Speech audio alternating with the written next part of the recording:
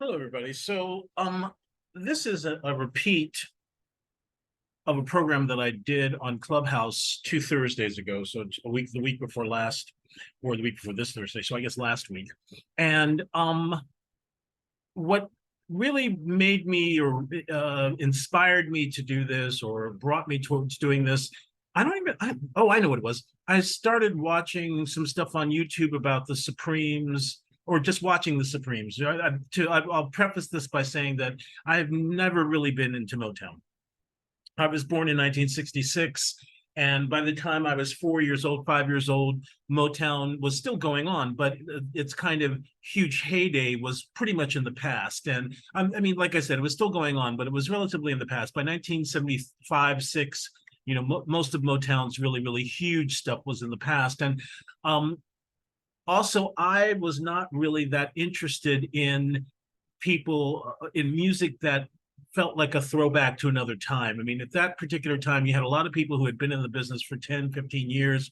James Brown had been in the business for, 15 years. The next thing we're talking about, 1971. James Brown had been in the business for 15 years. Aretha Franklin had been in the business for 11 years. The Supremes had been in the business. They were still singing, even though Diana Ross wasn't with them any longer. They'd been in the business for 7 years. The Temptations, 6 or 7 years. You see what I mean? I mean, this is just them making hits. So they'd been much, much older. The Supremes have been in the business since 1958 or 59. Same with the Temptations. So 13 years, etc. So I generally did not gravitate to that music, even when it updated itself into the 70s. I didn't enjoy Stevie Wonder, who was a Motown artist. I didn't hate him, but I just wasn't really into. Marvin Gaye was a Motown artist, and I wasn't really into them. So in retrospect, so I just kind of found myself on YouTube watching stuff. And of course, I know a lot of biographical information about a lot of these people, but what got me was I started thinking about the differences between the three Supremes and their life trajectories, and how Diana Ross became a humongous superstar. So there are three women that are the Supremes. Their names are, actually, let's do this. Their names are Mary Wilson, Diana Ross, and Florence Ballard. And Diana Ross, as a matter of fact, Florence Ballard is the one who kind of created them, or kind of got them together. So, or when they were about 12 or 13, Mary Wilson met Florence Ballard at a talent contest, at a talent night. And they were both kind of impressed with each other. And so they became friends. And then they said, well, people are starting groups. So if you hear about anybody starting a group, you call me and I'll call you. And sure enough, that's how it started, with the three of them and another woman by the name of Barbara McNair, I think. Anyway, fast forward to 1961, 62, they're now signed by Motown, and they're recording, etc. And they're called the No Hit Supremes. And then fast forward again to 1964, and Where Did Our Love Go, Baby Love, Come See About Me. These all become humongous hits. And one of the things to understand about the Supremes is that they had this huge run of number one hits. They had, by 1965, I think they had 5 number one hits in a row. By 1966, they had 7. Pretty much every single that was created by them went to number one on the Billboard charts, which was pretty amazing, especially considering that 1964 is also the year that the Beatles and the Rolling Stones came to the United States. So that this means that the British invasion was happening, and it was pretty much the most important thing happening in music in the United States until the Supremes happened. And they are the first group to basically, shall we say, challenge or even usurp the top 3 positions. There was a period in time where the Beatles had the top 2, 3, 4, number 1, 2, 3, and 4 were all their songs, and they were all their songs for a really long time. And the Supremes were the first group that were able to kind of break that, break that streak, so to speak. The Supremes are also considered to be probably the, shall we say, maybe one of the top-selling groups, American groups of all time.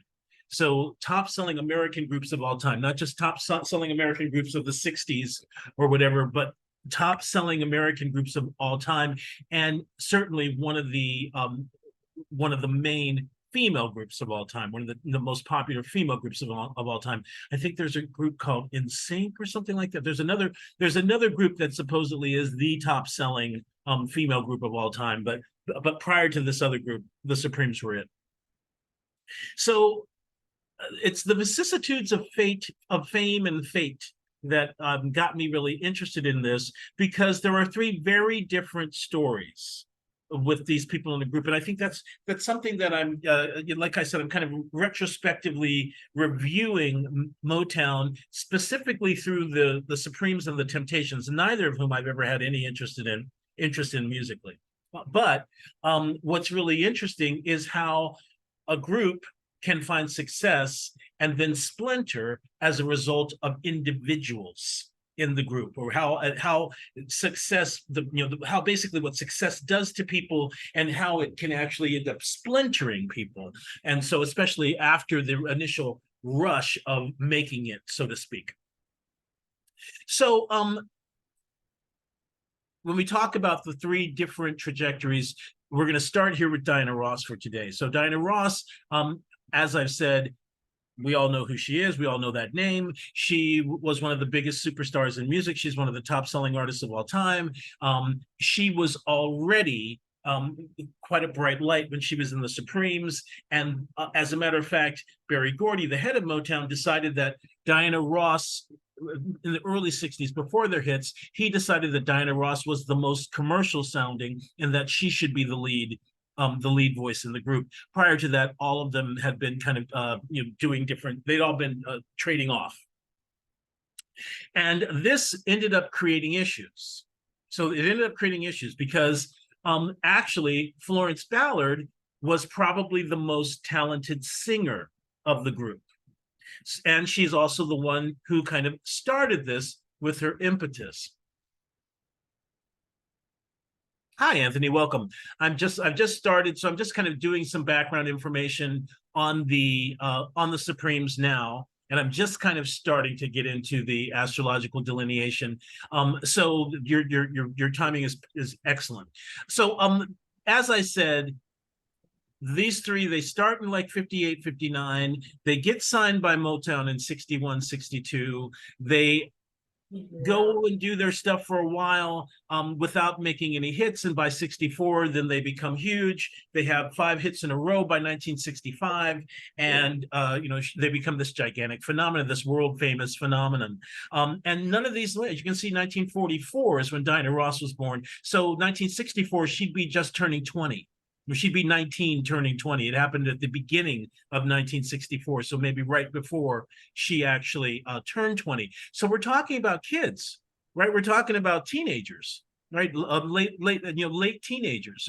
Almost all of these kids, all of these women were 20 or under when they became famous, which in and of itself is something to take into account, right? Because we all know that our brains don't really fully formed until 25, and to become this famous at this kind of age, it creates quite a bit. So but my point is that there's these 3 different trajectories. All of them experience the fame together, but then after the fame, it's what happens after the fame and the trajectory that their lives take after, which is the most important to me. So we're starting with Diana Ross, who is the superstar. As I was just mentioning, she is probably one of the all-time great singers of all time. She's one of the best-selling singers of all time, female singers of all time. She's been a crossover she's been a crossover phenomenon ever since the Supremes became famous. When she left the Supremes in 1970, she immediately started having gigantic hits.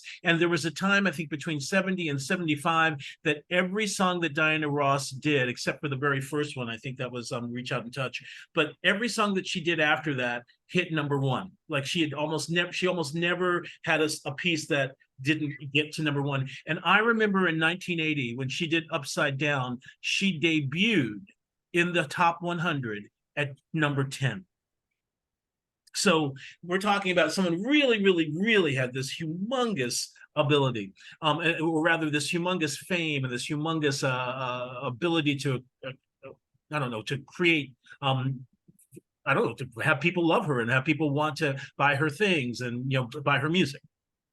So, um, as you all know, I've been working quite a bit with specific techniques about fame, and I'm gonna refer to them just a little bit, as opposed to specific kind of going into the specifics about how you find fame. I'm not going to do that today, but I am going to look at some specifics about it. One of the specific. I'm really busy. I'm sorry. Oh, I'm sorry. I have myself on me. I'm sorry. Mute yourself. So, one of the things that I'm going to do is I'm just going to mention maybe a point or two that kind of indicates fame in these charts or not. And if you want to kind of get into that further, I can talk about doing a workshop on that as well. But one of the things that does indicate fame is when you see this thing here, which is called the part of fortune. So there are the two most important Egyptian lots or Arabic parts are the part of fortune and the part of spirit, which is not on here. And those are the main kind of, actually the part of fortune is called the ascendant of the moon, and the part of spirit is called the ascendant of the sun. And so when you think about what the sun represents, it represents fame, it represents recognition, it represents royalty, it represents luxury, it represents gold, right? So we can see then that the part that represents the sun, or that is representative of the sun, talks about honors and dignities and fame and awards and renown and things of that nature, or can. And so what we find is that when the planet that rules it is either 10 signs away from the ascendant or 10 signs away from the part of fortune, then there is a very strong possibility of fame. So let's find the part of spirit here, and then we'll continue on. So to find the part of fortune, if it's daytime, you'd go from the position of the sun to the position of the moon. If it's nighttime, you go from the position of the moon to the position of the sun. So it's nighttime in this chart because the sun is under the horizon. Excuse me. So for this, we would go backwards. We're going to go backwards from the moon's position. The moon is at 13 Taurus. We're going to go backwards to 13 Aries, and then back another 7 to 6. So whatever distance you find between the two significators, you project from the ascendant. So once again, we would go back 30, which would take us to 22 degrees of Libra, and then back another 7, which is 15 degrees of Libra. So that's the part of fortune, right? Because that's moon to sun. So to find the part of spirit, you flip it, right? So instead of starting sun to moon for day and moon to sun for night, you start moon to sun for day and sun to moon for night for the part of spirit. So we're going to look for the part of spirit now, which means we go forward 30 plus 7. So for this one, we go forward 30 plus 7, and that takes us to the 30th degree of Sagittarius, which is ruled by Jupiter, and Jupiter is 10 signs away from the ascendant. So already we've got one of the significators for fame, or one of the signatures for fame in the chart, or at least for prominence, even if not fame, for prominence. But you will be shocked at how many charts, if you learn some of these techniques, you'll be shocked at how many charts of famous people. For instance, Obama has this ruler of the spirit 10 houses away. I think, what was it?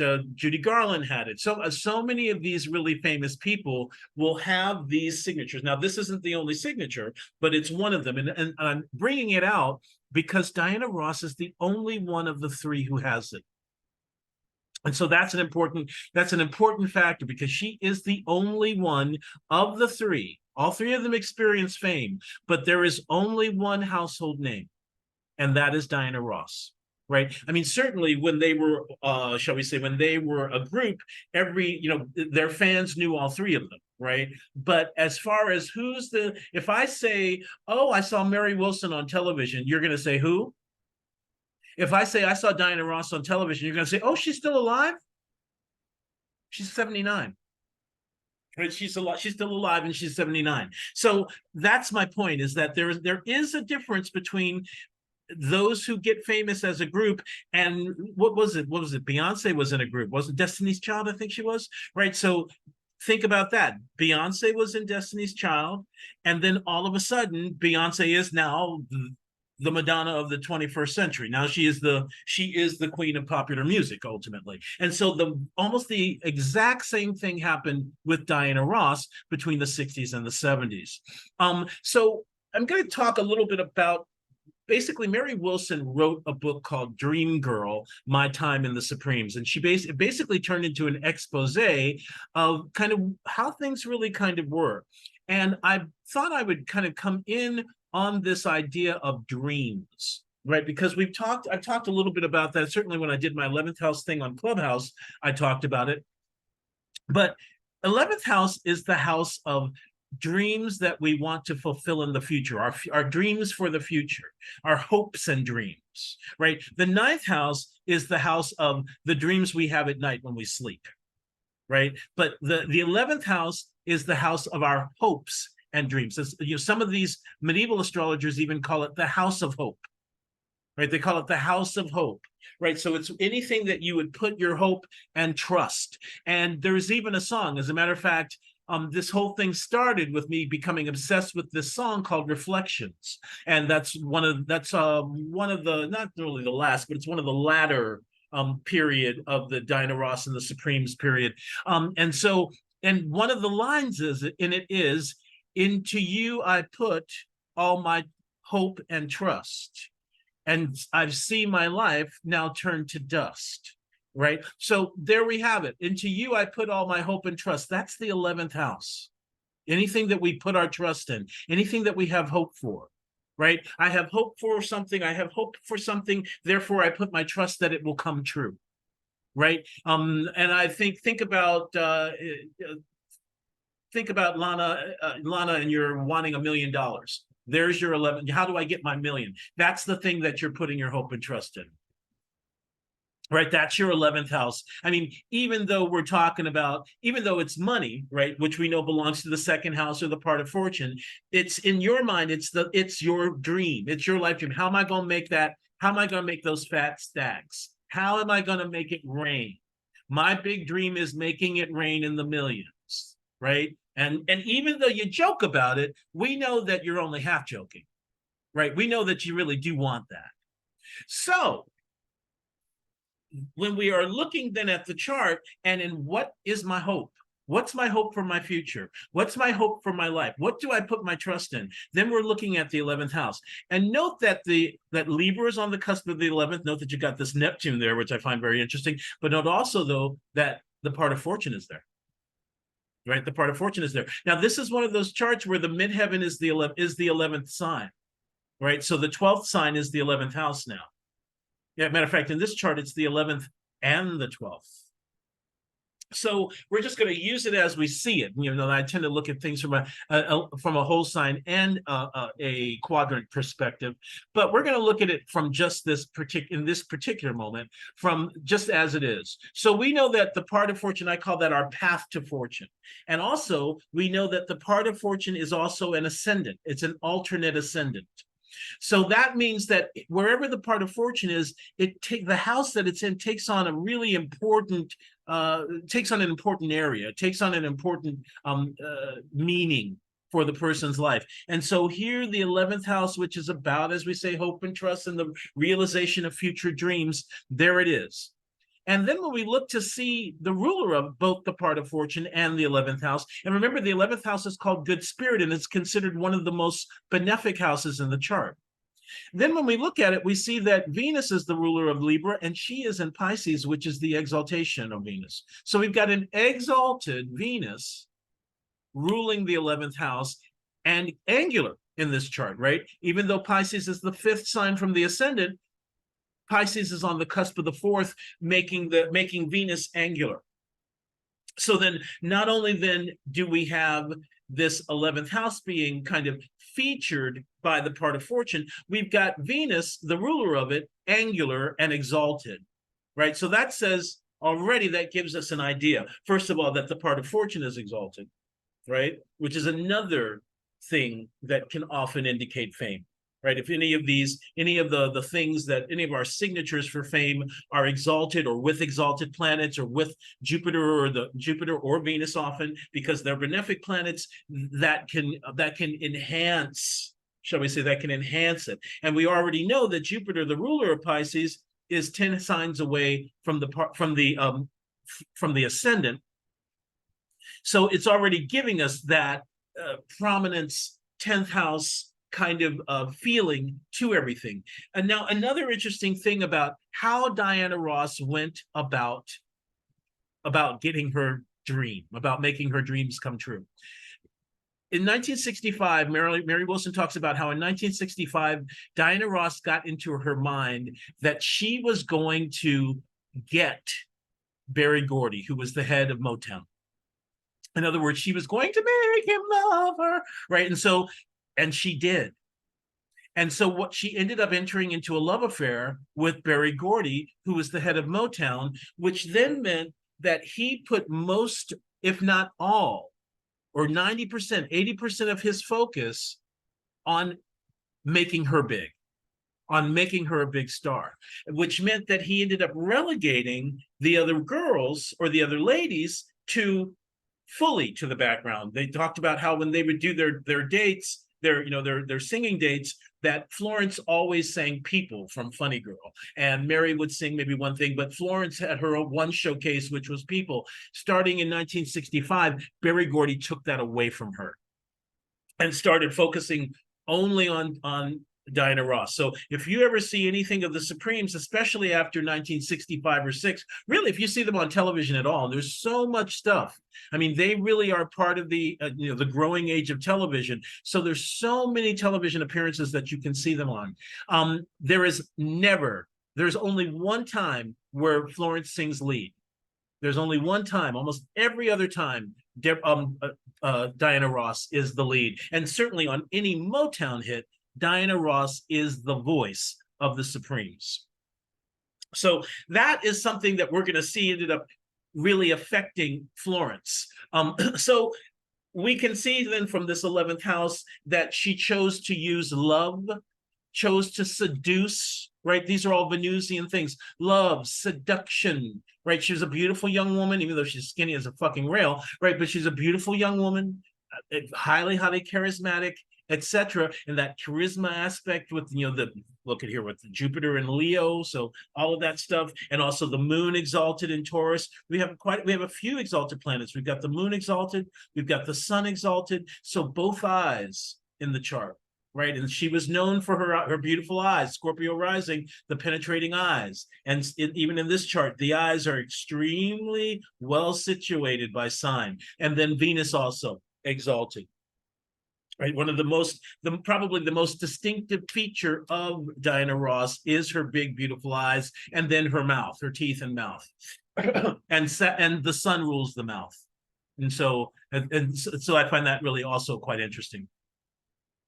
But what interests me even more is what Mary Wilson said about her. She said that when they were teenagers growing up, that the thing that she loved about Diana Ross was how aggressive and assertive she was, how she wouldn't take no for an answer, how if she wanted something, she wouldn't let anything get in the way, she would go for it. And when we've talked about Scorpio, we've talked about how agenda-driven Scorpio is, right? Scorpio is really agenda-driven. It's really interested in the ends. It's a mean, not just the means, but the ends. It's not doing anything for no reason. And sometimes the reason isn't stated explicitly, right? Because Scorpio is mute.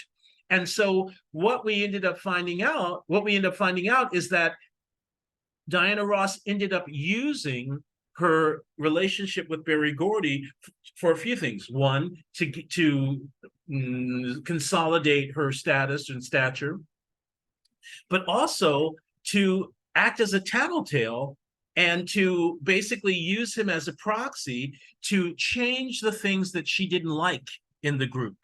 Right, her eyes are gorgeous and big, so big and beautiful. So usually when you have Scorpio rising, you got the ruler of the ascendant in Scorpio. That's the penetrating eyes, the big penetrating eyes.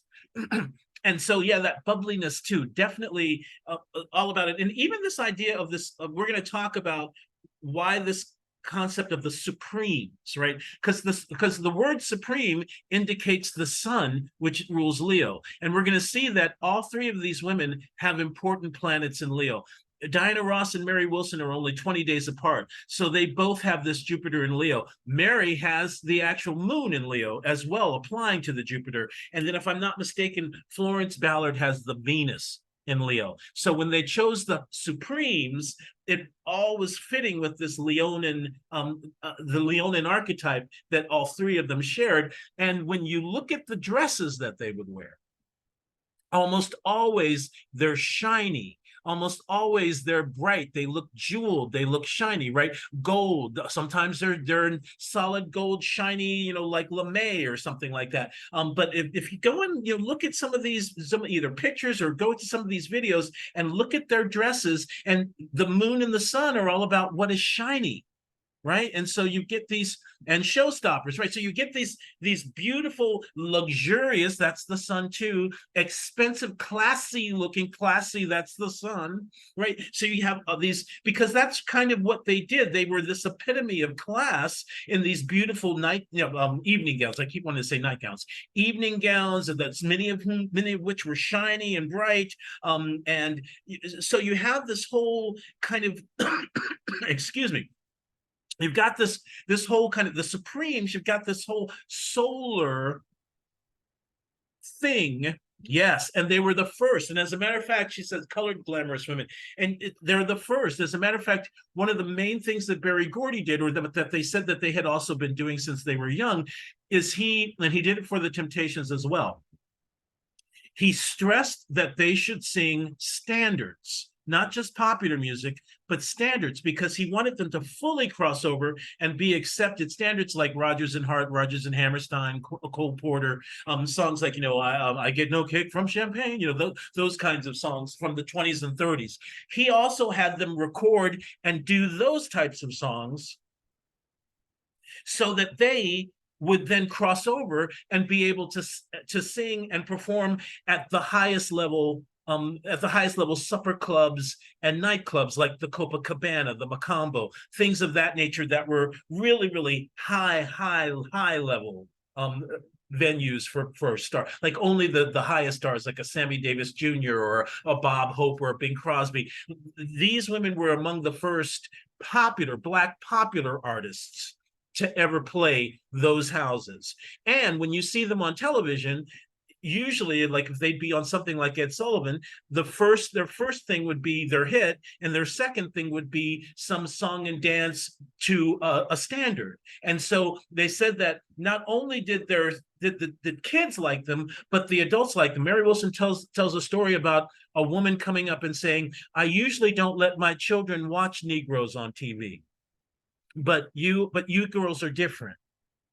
Right. So that gives us an idea. And of course, a lot of that not just has to do with race, it has to do with class. And remembering also that Black rock and roll, Black R&B, think about the difference between a James Brown and the Supremes.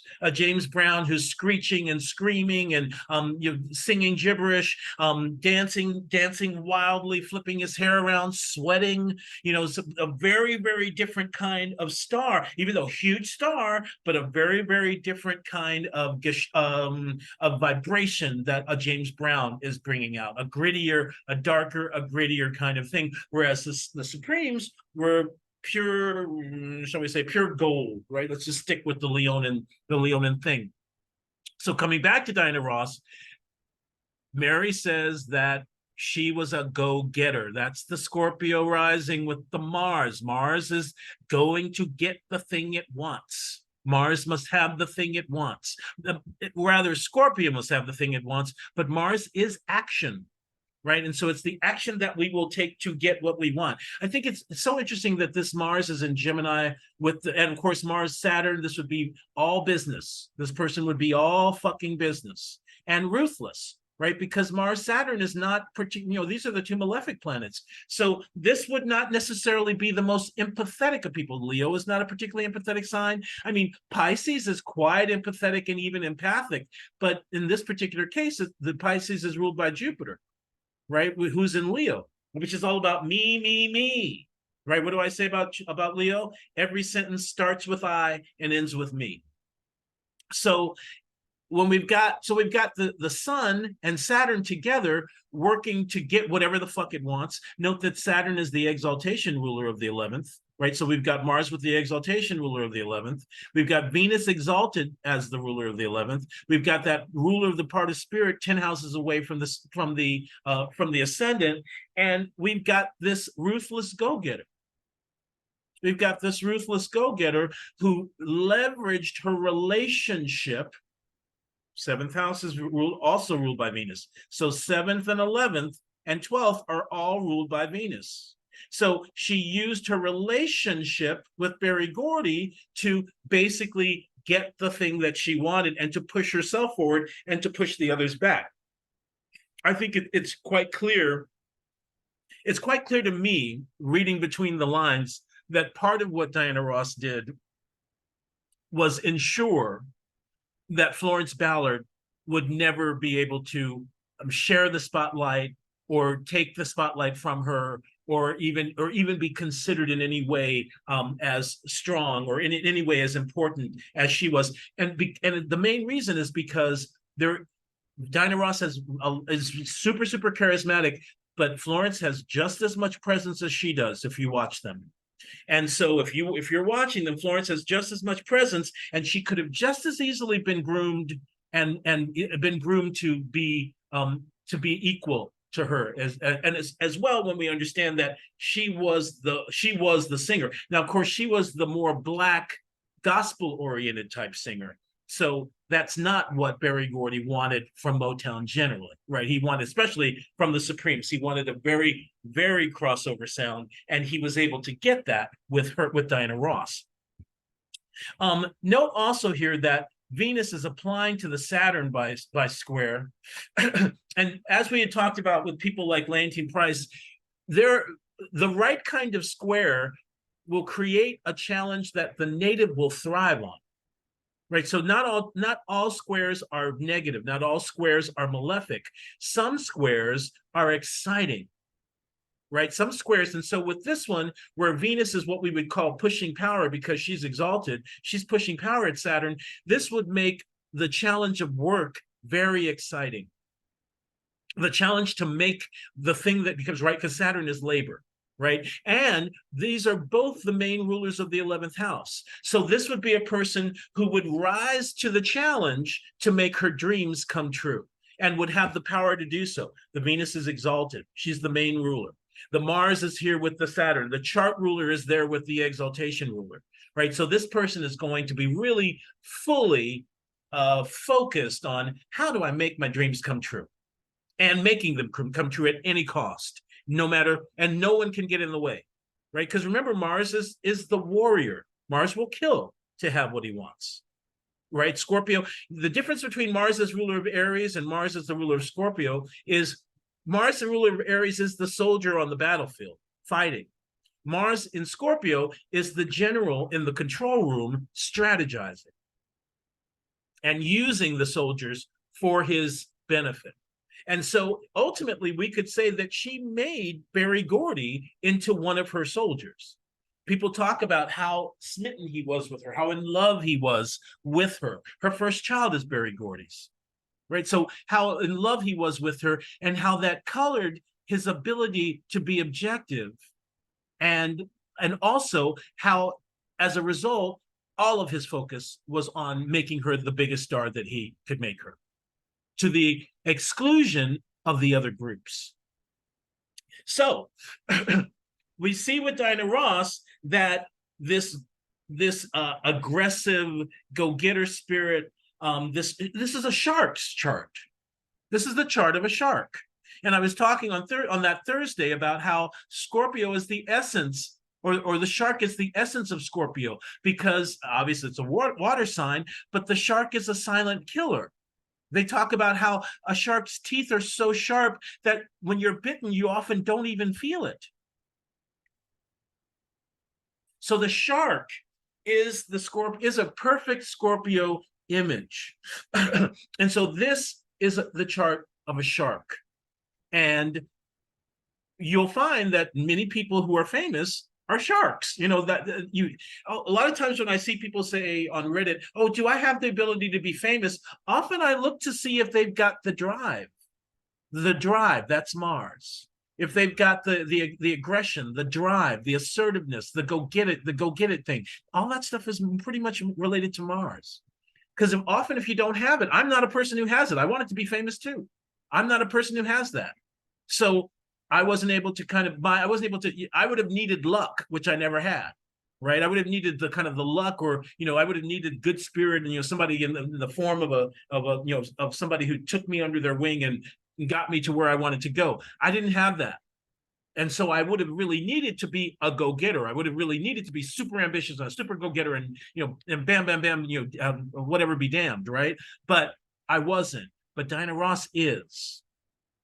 And so she made sure she got what she wants. Scorpio has a tendency to do that. Make sure at any cost it will get what she wants. The last thing I'm going to say about this is the other thing about the Scorpionic tendencies is that people ended up finding out stuff about Diana Ross whenever she decided she wanted them to. So, for instance, they didn't know, the rest of the Supremes found out that Diana Ross was leaving by reading it in the paper.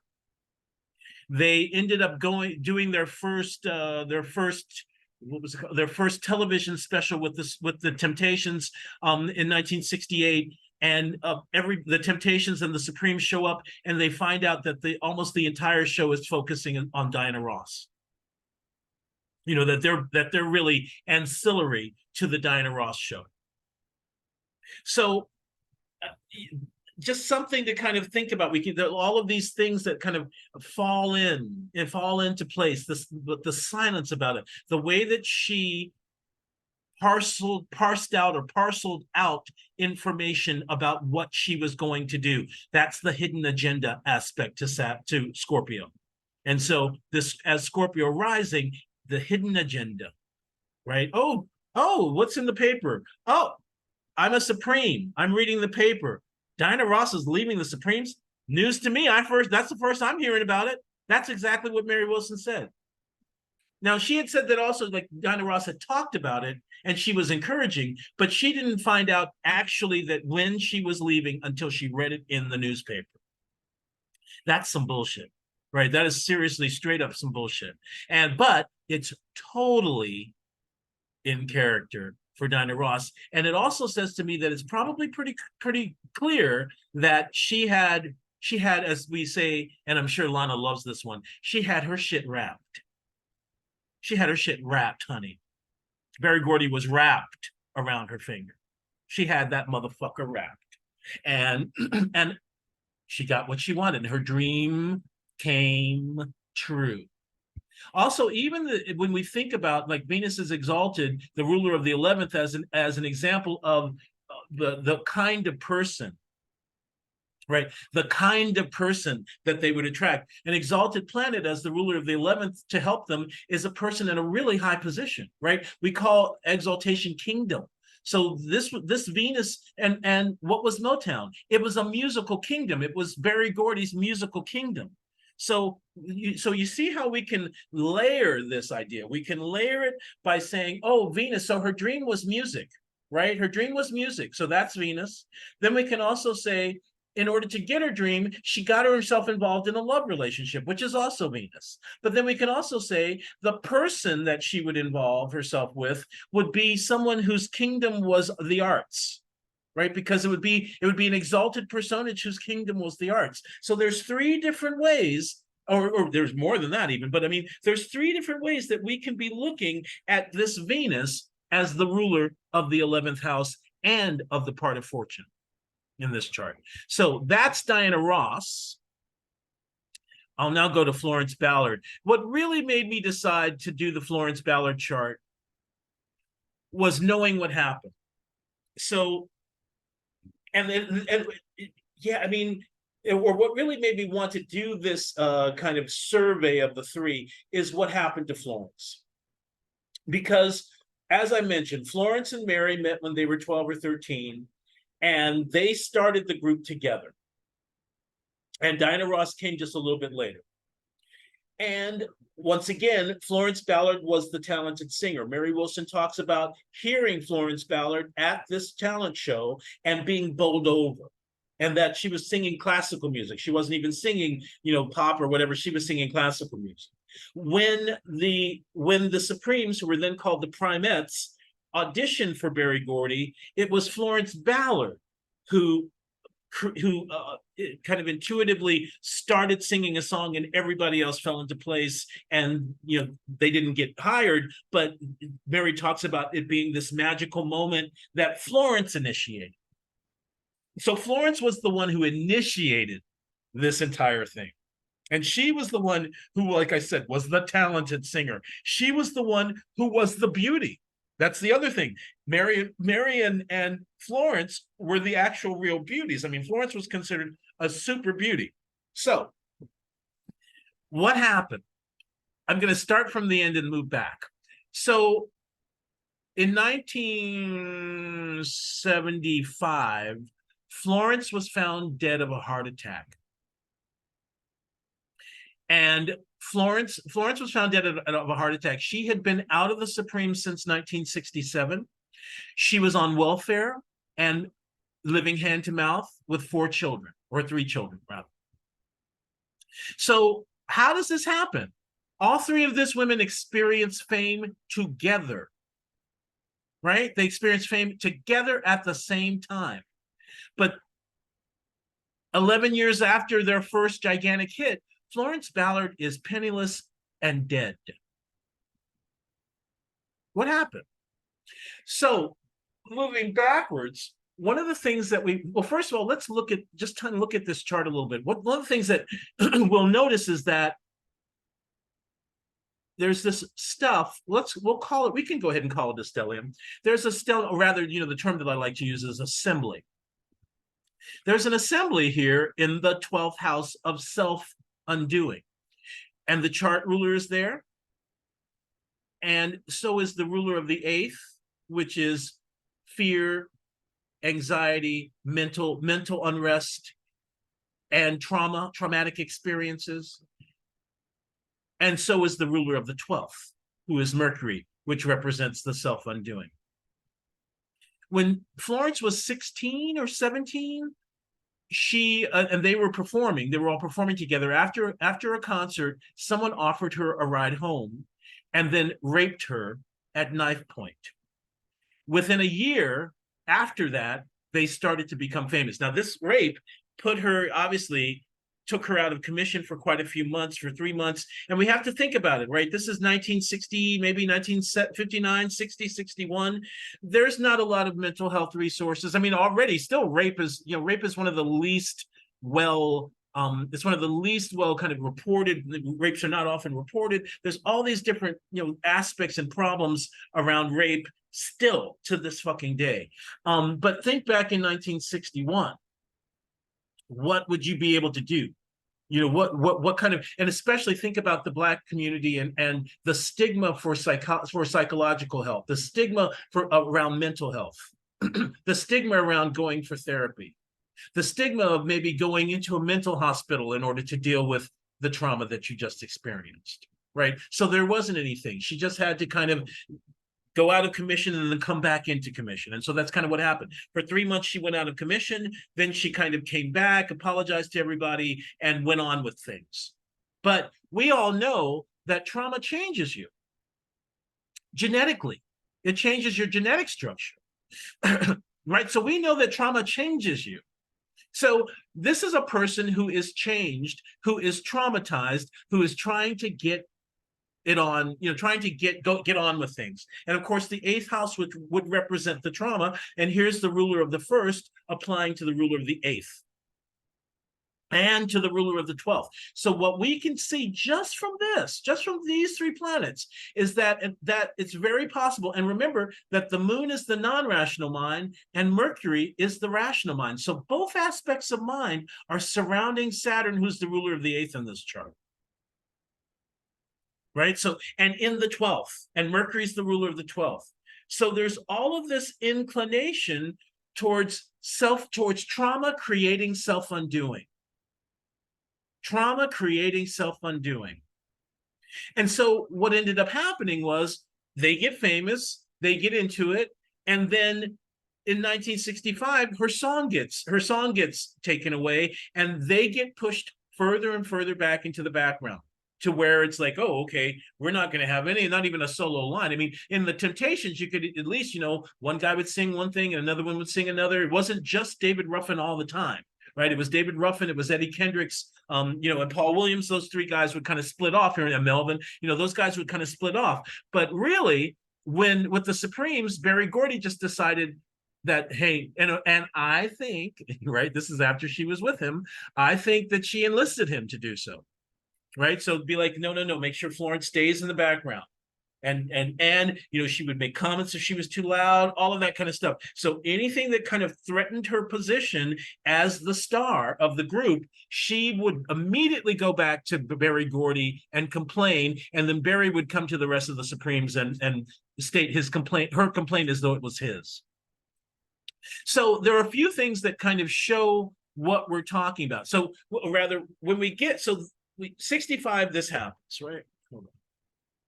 Ross killed her because Florence knew something. I don't think she killed her, but no, I mean, I know she didn't kill her. but we can say Ross did kill her on some level. Basically, she killed her. Berry Gordy and Diana Ross killed Florence Ballard's spirit, is really probably what happened. Because what happened was the unresolved trauma started to bubble up, and she started acting out. So she started acting out. She started getting more resentful. She started missing rehearsals. She didn't necessarily miss performances, but she started to also miss performances. She started drinking a lot. And note here that the ruler of the 12th is Venus, right? Also, the ruler of the 12th here is really Venus, because Taurus is on the cusp of the 12th, and Venus rules intoxication and intoxicants, right? So it rules, you know, intoxicated beverages and intoxication. So we know that 12th house issues might be around love, and of course, the husband was a problem, or love relationships were a problem, but also might be around desire or appetite, right? Because Venus is a planet of appetite. And then we know that Venus is things that you intoxicate yourself with, right? For pleasure, or for self-medication, right? And so sure enough, here we have the Venus, and we've got the Mercury applying to the Venus. So we've got the ruler of the 12th. We've got one ruler of the 12th applying to the other ruler of the 12th here. That's right, needs and desires, right? And of course, one of her needs was to be recognized, Leo, for her singing, right? And look here, Moon is the ruler of the first and the second. The second house is the house of the voice. We've got this Jupiter here. That's that big, beautiful voice that she had. And we have an exalted Jupiter on the part of fortune. Whenever we see exalted planets on the part of fortune, that usually can represent at least prominence, but generally can also represent fame. But then we also see this thing here. Mars is applying to the square of Jupiter. So when we get into impediments about what impedes a planet, one of the things that can impede a planet is a square to a malefic, a square or an opposition to a malefic. And in this chart, there's a square. Now, this malefic is in his own sign, right? So Mars is in Aries, which is his own sign, and Mars is the ruler of the 11th. And so now let's talk about dreams, right? Talk about what my dreams are. And so obviously, with the ruler of the 11th in the 11th, this person could fulfill their dreams. This person could fulfill their dreams, but we can also see that as the ruler of the 11th is squaring the planet that's on the part of fortune here, that there would be a challenge of sorts, and that this challenge might not be as good of a challenge as the other one. or let's not say as good of a challenge, or as productive a challenge as the other, right? Because this challenge, when we get to it, Jupiter is in the fall of Mars. We didn't have that going on in Diana Ross's chart. We had her in Pisces. We have the Venus in Pisces applying to Saturn in Gemini, right? So Venus would just push her power onto Saturn. But in this case, Mars is pushing his power onto Jupiter, but Jupiter pushes fall back. But when he does, he's like, ooh, I don't like that. When he pushes into Cancer, and it's like, ooh, I don't really like that. So even with this square, we can see the difference between the challenge.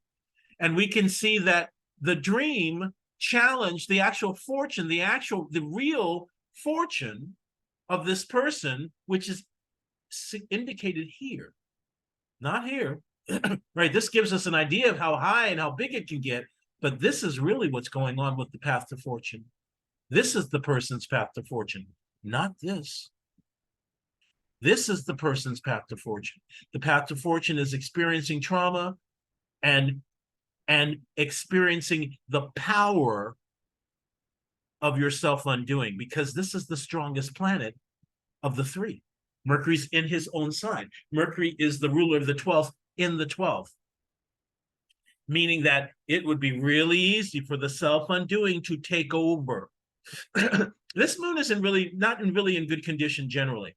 It's in Gemini, which is a sign that the moon generally does not like, because it's the 12th sign from the sign she rules. It's with the major malefic Saturn. It's in the 12th.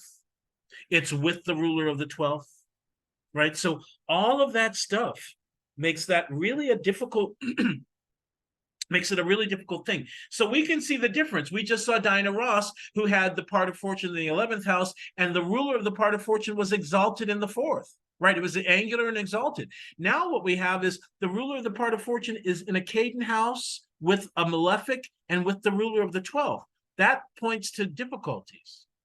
That points to a very strong self-undoing that gets the better of the person. That points to this person becoming undone because of some kind of trauma. And that's exactly what happened. So between 1966, she was fired. Oh, she wasn't fired, but they kind of suspended her, and they hired Cindy Birdsong, who was with Patti LaBelle and the Bluebells. And then she came back, and she really fucked up. She really fucked. She came back. She went on drunk. She was gaining weight and wasn't looking good. And she actually ended up doing something that ended up showing her naked stomach. And I mean, she basically just kind of lost the plot. She lost the plot. She kind of went off the deep end. And so by 1967, Florence Ballard is no longer a supreme. She's married to her husband, who she then makes her manager. But he doesn't have any real expertise or knowledge. And so he squanders her ability. He squanders her talent. He squanders her abilities, and he doesn't get her involved in anything really good. If she had been groomed correctly afterwards, she could have been an important singer. So it turns out that later she had such high blood pressure, she probably had pericarditis that brought on a heart attack. And think about it, 32 years old. And Mary Wilson talks about having seen Florence maybe 2 weeks before she died, or a month before she died, or something, and how she felt like the light had gone out of her, like she was soul dead.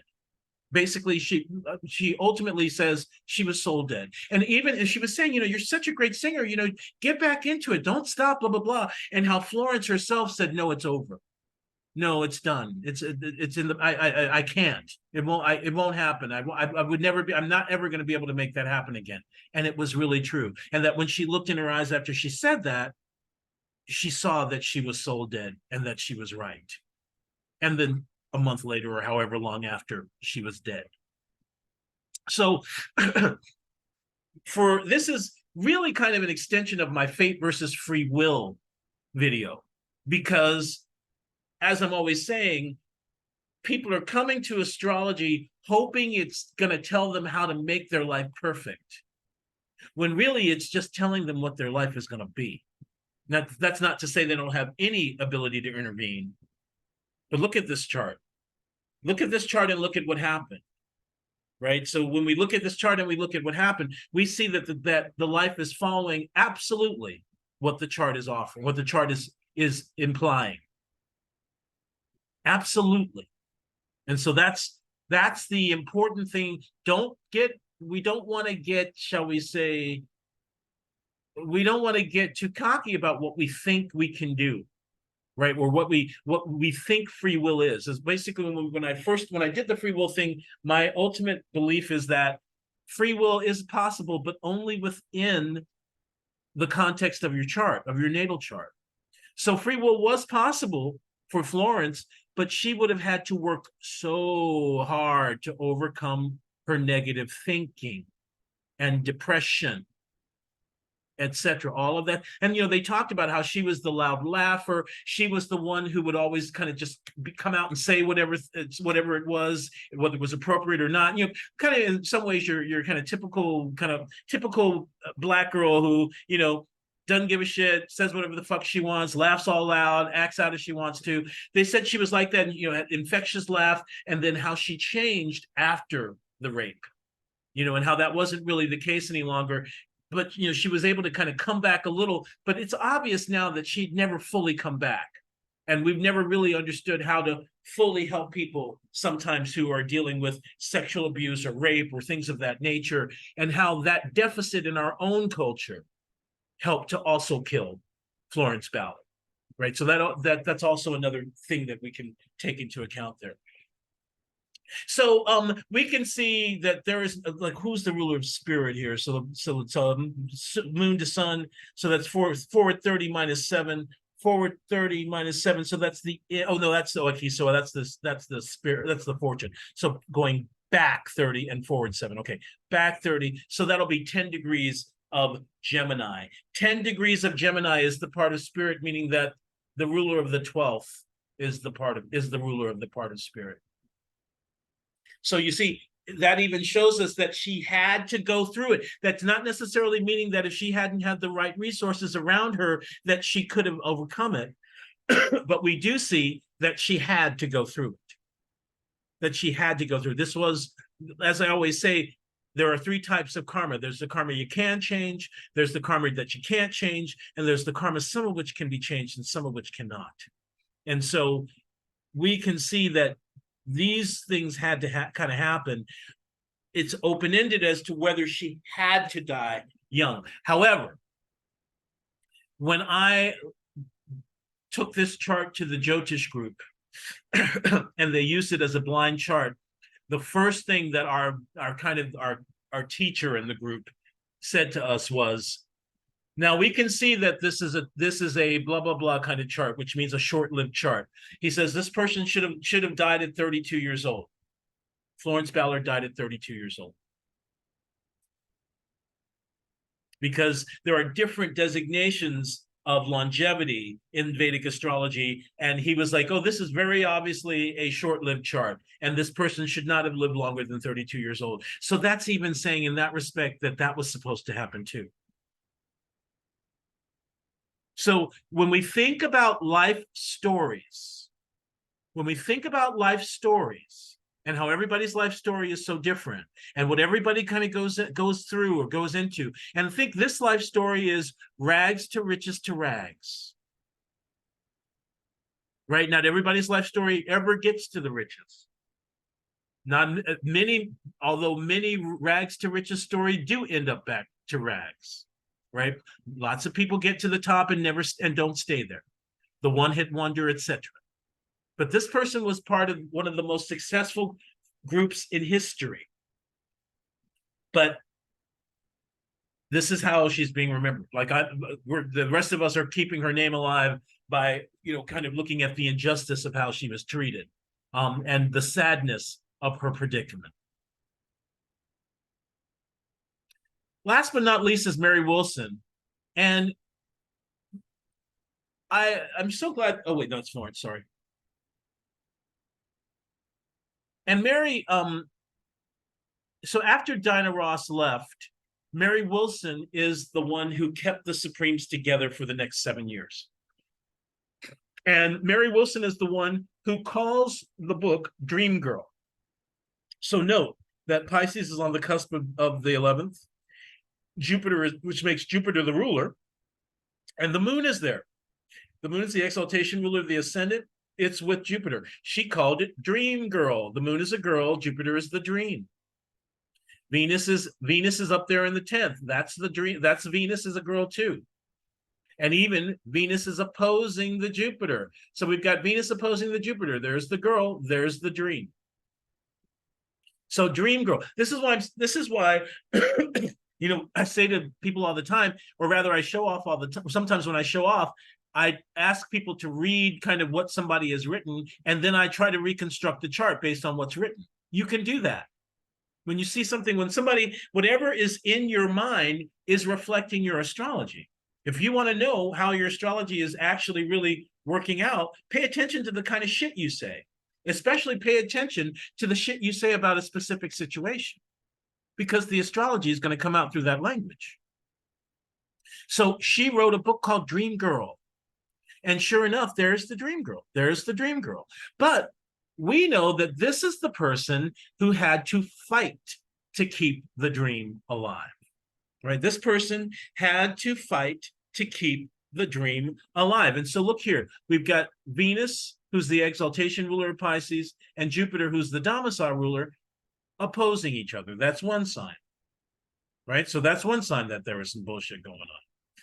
We've got Venus applying by trine to the Mars-Saturn here, right? Remember, there's only 20 days difference between Mary Wilson and Diana Ross. So they've got the Mars-Saturn. Now this time, Mars-Saturn is exact, right? So now we've got this applying. So we know this is the same kind of drive, or rather not the same kind of drive, but we know that there is a drive and a drive and a need to keep things going, that this person, this is not the chart ruler now, right? It's not a Scorpio rising or an Aries rising chart where that would focus, or that would put the focus on this conjunction, right? This is a Taurus rising chart, which is putting the focus on this opposition. Right? So just like we had the Scorpio rising chart putting the focus on that Mars-Saturn thing that was happening with Diana Ross and what made her a shark, here we've got Venus, we've got the Taurus showing us this Venus thing. And look, its part of fortune is in Libra, just like with Diana Ross too, right? But with the 6th house, right? So we can already see the struggle, because the 6th house is called what? Bad fortune. So we can see that the part of fortune of the 6th will show that there's going to be a little bit of a struggle, even though the ruler of the part of fortune is in the 10th. When the ruler of the part of fortune is in the 10th, usually the person is able to get to the top of their field. So we have 3 different charts. We've got Diana Ross's chart with the ruler of the spirit in the 10th from the ascendant, representing, we know that that's fame. We've got Mary with her ruler of the part of fortune in the 10th, which brought her to the top of the industry.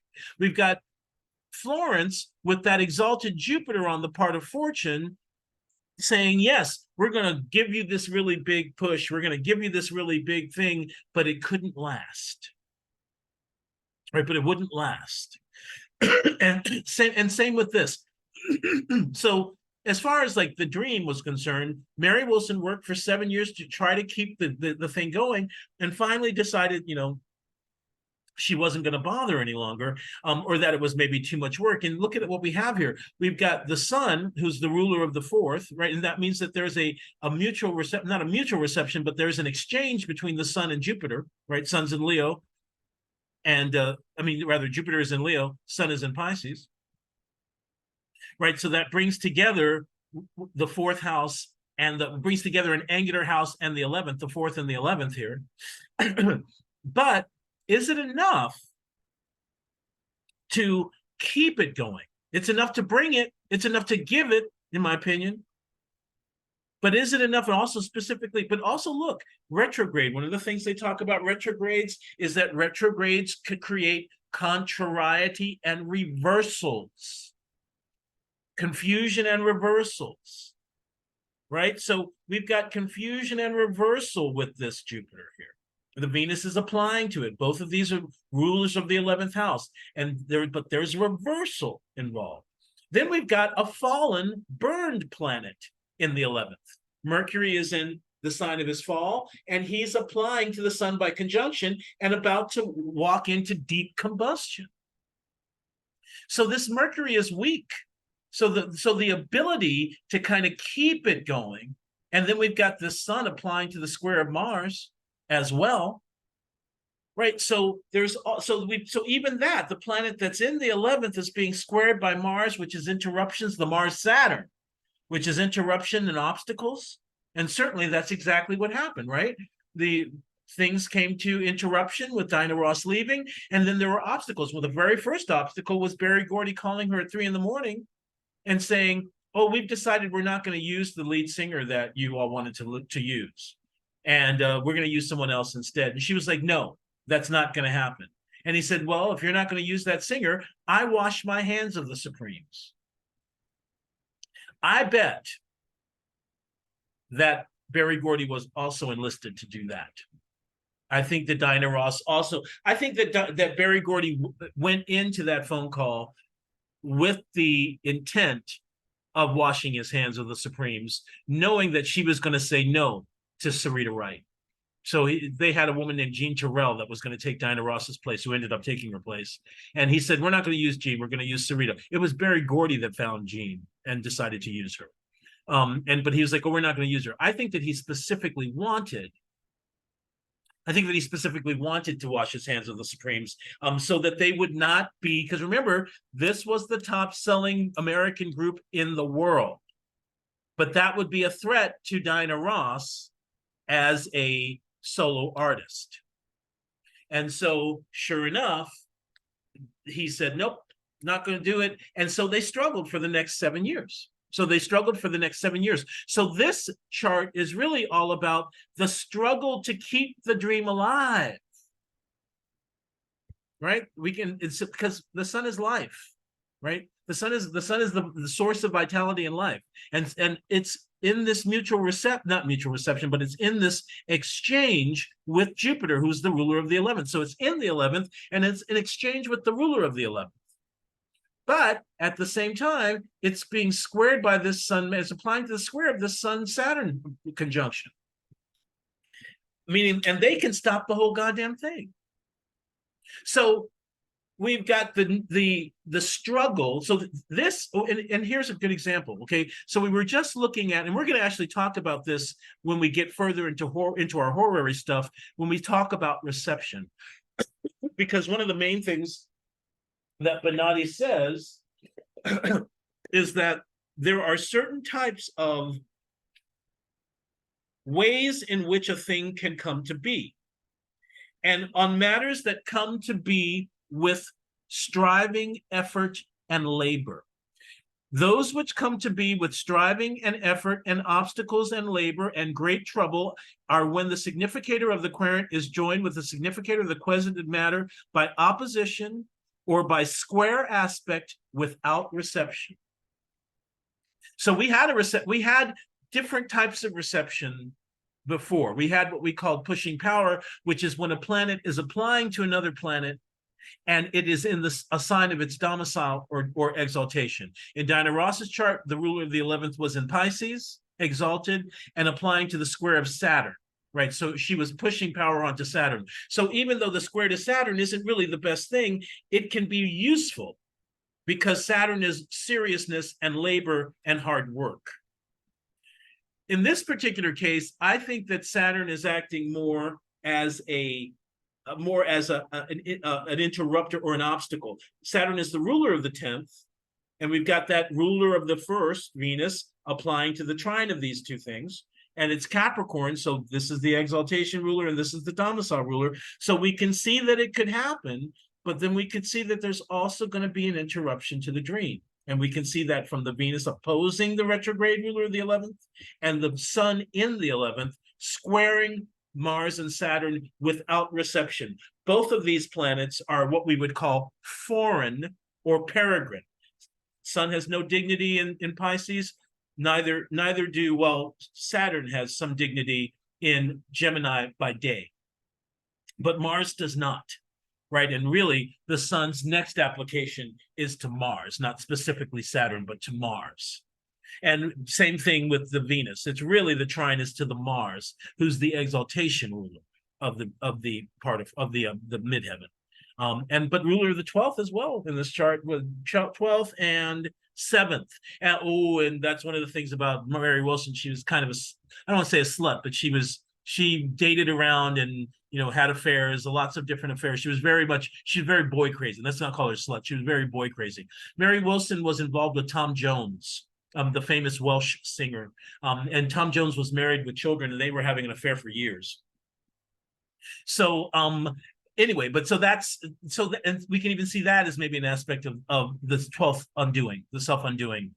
As far as Venus, who is relationships and love, and Mars is the ruler of the 7th house of marriage and relationships. But but also it'd be the 7th and the 12th. And sure enough, she was involved in an affair that could not see the light of day. Right. So we know that when the 7th house ruler of Venus is in the 12th, often that it attracts relationships that don't get to be formally acknowledged or publicly acknowledged, like the relationship with Tom Jones. So in this chart, we can see there's a lot of emphasis on the dream, right? There's so much emphasis on the dream, but when it really comes to the dream, that there would be struggle, striving, struggle, strife, obstacles in keeping it going. So that's that's the presentation part. I'm happy to go back and look at any chart that you might want to, Lana, if you have any questions. First of all, what questions do you have? I don't have no questions because I'm just listening to you. I'm writing things, I'm just taking notes because, again, I'm still learning astrology. If you want to go and look at my chart, we can. But, other than that, I don't really have no questions. I had a good time listening. I found it interesting, how like 12th house placements can cause complications like with the mind, because I've heard that before. Another thing that I found interesting that I want to look into more is the short-lived charts. That's interesting that you would be able to predict, an error of your death and stuff like that. Another thing that I want to look into more that I, found really like interesting was like the Scorpio, like the rising signs and their appearances. That has to be really true. I thought it was like, like a lie, but then that must be true because, Well, it's not just the rising sign. So there's a procedure for finding the physical, what the person looks like based on the chart, but it is definitely possible. It is definitely possible. And, as far as life expectancy is concerned, the techniques for life expectancy are very interesting. One of the things I've told people is that in the era that we're working with, this medieval era, the very first thing that the astrologer would do when the baby, if a person brought the chart of a baby, or they were writing, or they were at the birth or something and writing it down, is they would look to see if the baby was going to live beyond childhood. Right. So and only then would they read the chart. Oh, wow. Right, because if the baby's not going to, if the baby's not going to make it to the breast, there were 5 what they call differentias. There was the baby that was born dead. There's the baby that doesn't make it to getting nutriment, doesn't make it to getting nutrition, doesn't make it to the breast. There's the baby that makes it to 12, and then there's the baby that makes it all the way to adulthood. And okay, I see. You see what I mean? And so let's say you've got a differential chart where the kid's not going to live past 8 or 9, then you might not bother. You might not bother reading the chart. You'd want to know that there's going to be a full lifespan of some sort involved. So, right. Yeah. So I mean, the thing is, as I always say, the weakest link in astrology is the astrologer. Right, the weakest link in astrology is the astrologer, which means that astrology can do a lot of things. When people say, "Oh, astrology can't do that," what they're really saying is, "I can't do it." It's not that astrology can't do it. It's that the person isn't a good enough astrologer to do it. And so that's a really important thing, because you're going to see people saying all the time, "Oh, astrology can't do that," or blah blah blah blah. It's like, no, motherfucker, you can't do it. Right. No, like no shade, because I follow you. I listen to you on Clubhouse when I have a chance and everything. But you gotta understand, in like modern astrology right now, and you've briefly discussed this before, and I know you're gonna know what I'm talking about. You know, there's like a lot of limitations that is not like medieval astrology. When you compare the two, a lot of things, are brushed off, are overlooked, are not important. Like Absolutely, people no, you're don't talk absolutely about correct.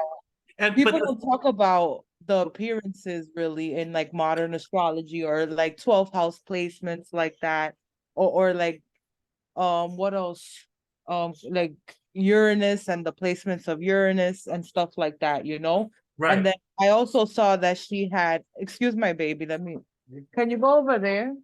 I didn't hear her. I don't hear her.